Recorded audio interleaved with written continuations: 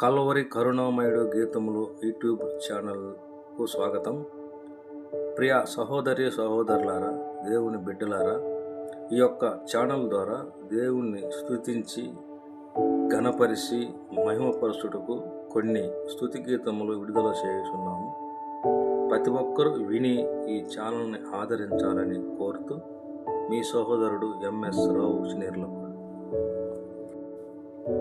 చిన్న ప్రార్థన. మహాపరిశుద్ధుడైన మా పరలోకపు తండ్రి, నీకు వందనాలు, స్తోత్రాలు.